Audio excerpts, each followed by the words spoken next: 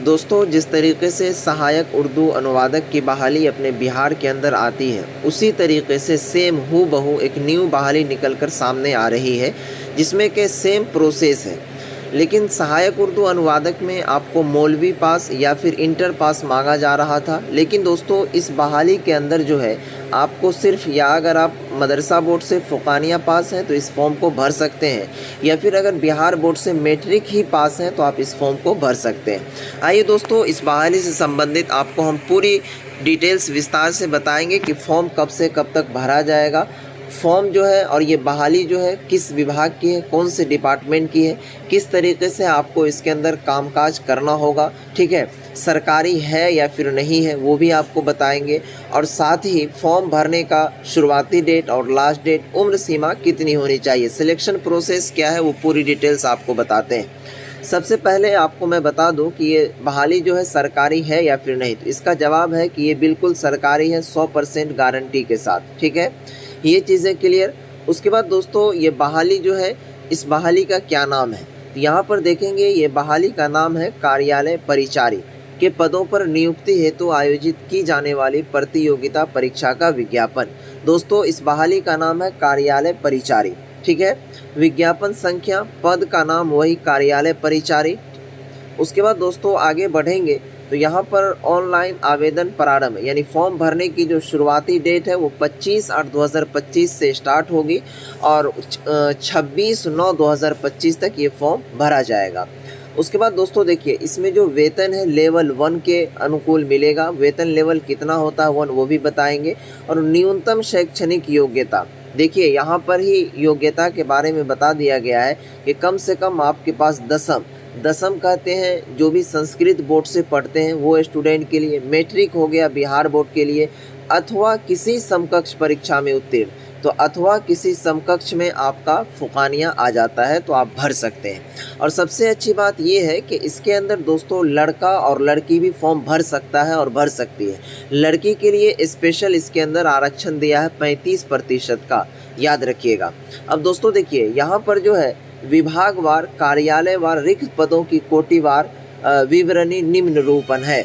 यानी कि दोस्तों ये जो बहाली होती है, जिस तरीके से अपने बिहार के अंदर लगभग 40 से 45 विभाग हैं, जैसे भवन निर्माण विभाग अलग है, रोड कंस्ट्रक्शन वाला जो डिपार्टमेंट होता है वो अलग होता है, इसी तरीके से बाढ़ राहत क्षेत्र होता है, इन लोगों का अलग डिपार्टमेंट होता है, समाहरणालय है अलग डिपार्टमेंट होता है, क्या कहते हैं कलेक्ट्रिएट है वो अलग डिपार्टमेंट होता है। तो इन सभी डिपार्टमेंट के अंदर कार्यालय परिचारी की बहाली आई है। इसमें जो ऑल ओवर अगर हम बात करें तो टोटल पोस्ट की जो संख्या है 3000 से भी अधिक पोस्ट है। यहाँ पर आप देख लीजिए 3727 पोस्ट इसके अंदर रखे गए हैं।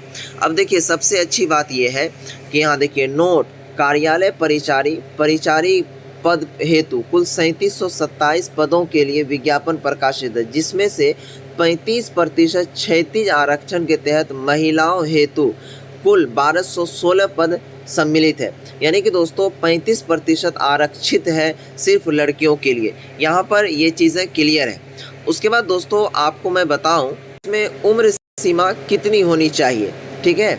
तो यहाँ पर देखेंगे उम्र सीमा के बारे में बताया है कि न्यूनतम उम्र सीमा सभी कोटियों के लिए 18 वर्ष कम से कम, और ज़्यादा से ज़्यादा जैसे जनरल कैटेगरी से जो लड़का होंगे उनके लिए 37 साल, SC ST से जो महिला कैंडिडेट होंगी 40 साल है, ठीक। उसके बाद अनुसूचित जाति अनुसूचित जनजाति के लिए 42, और जो विकलांग कैंडिडेट है उनके लिए 10 वर्ष की छूट दी गई है।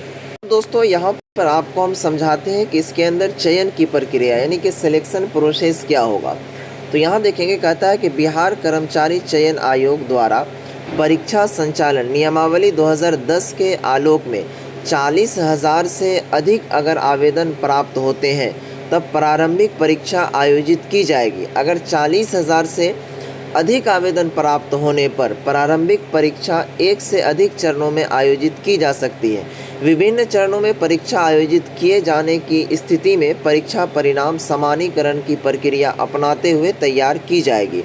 उसके बाद दोस्तों देखिए, कहता है कि लिखित परीक्षा वस्तुनिष्ठ प्रकृति की होगी।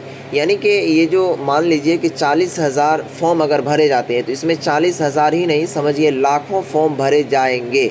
याद रखिएगा। तो इसमें आपका परीक्षा तो कन्फर्म है कि होगा ही होगा।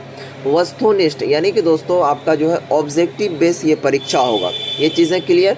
उसके बाद दोस्तों आपको मैं बताऊं कि इसके अंदर अगर परीक्षा ली जाती है तो उनके बाद फिर जब रिज़ल्ट आएगा तो उसमें से 5 गुना संख्या के बराबर अभ्यर्थियों का चयन मुख्य परीक्षा के लिए किया जाएगा।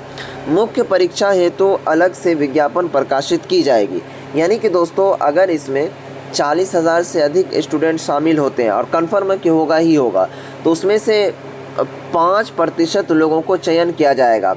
यानी कि आप समझिए कि एक परीक्षा में पास किए, दूसरा में अगर आप जाना चाहते हैं तो उसमें से 5% में से छांटा जाएगा, ठीक है। उसके बाद दोस्तों आपको मुख्य परीक्षा यानी कि मेंस में लिया जाएगा। उसके बाद फिर आपका गणना किया जाएगा इसके अंदर, ठीक है। उसके बाद दोस्तों देखिए इसमें जो प्रारंभिक परीक्षा में एक पत्र सामान्य ज्ञान का होगा जिसके निम्नांकित विषय होंगे। दोस्तों देखिए परीक्षा जो ली जाएगी तो इन सभी विषय से, जैसे सामान्य अंकगणित, सामान्य ज्ञान, सामान्य हिंदी, ये सभी से प्रश्न रहेंगे। 100 मार्क के क्वेश्चन यहाँ पर दिए रहेंगे, ठीक है। सभी के लिए 4 उत्तर दिया हुआ रहेगा जिसमें से एक सही होगा, ठीक। अगर आप एक गलत उत्तर देते हैं तो आपके लिए 1 अंक की कटौती की जाएगी, यानी कि निगेटिव मार्किंग रहेगा। ओके, ये चीज़ें यहाँ तक क्लियर है। तो अब देखिए दोस्तों यहाँ पर ये सारी चीज़ मेंशन है। अब फॉर्म भरने का जो रुपया वगैरह है वो कितना लगेगा, तो अभी हालिया अनुसार 540 रुपये जनरल कैटेगरी के लिए। उसके बाद जो अनुसूचित जाति जो बिहार के निवासी हैं उसके लिए 135 रुपये, और महिला कैंडिडेट के लिए जो यहाँ पर 135 रुपये, और जो बिहार से बाहर के होंगे उनके लिए 540। लेकिन दोस्तों यहाँ पर अभी जो है बिहार सरकार के ऑफिशियली हैंडल पर एक जारी की गई थी सूचना कि बिहार का कोई भी अगर फॉर्म भरेंगे बच्चे जॉब वाला तो उसमें सिर्फ 100 रुपये लगेगा। तो ये नोटिस जो है वो परसों ही जारी हुआ है, ठीक है। तो ये पुरानी नोटिस हो गई, 3 दिन 4 दिन पुरानी। तो हमको लगता है कि ये न्यू नोटिस जारी करेगा ताकि 100 रुपये बच्चों का लगे। और ये फॉर्म भरने का जो 25/8 से डेट दिया हुआ है, तो वेबसाइट पर जो अभी पैसा कटने वाला है तो वो 540 के हिसाब से, तो वो वेबसाइट पर अपडेट करेगा, ठीक है।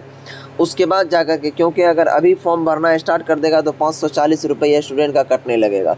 तो उम्मीद है कि ये वेबसाइट को अपडेट करने के बाद फिर से स्टार्ट करेगा। तो आप लोग घबराइए नहीं, जैसे ही वेबसाइट स्टार्ट होती है तो आप लोगों को फ़ौरन अपडेट दे दिया जाएगा यहाँ पर, ठीक है।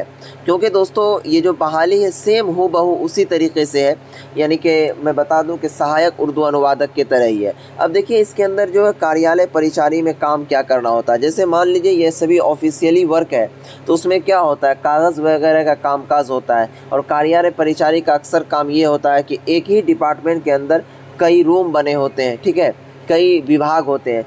तो इस विभाग से उस विभाग में कोई कागज़ है तो उसको ले जाना, या फिर उस विभाग से किसी भी क्या कहते हैं पदाधिकारी का कुछ ऑर्डर है तो दूसरे पदाधिकारी को बताना, उस तक खबर पहुंचाना, यही सब सारा कामकाज होता है इनका, उसके अलावा और कुछ नहीं, ठीक है।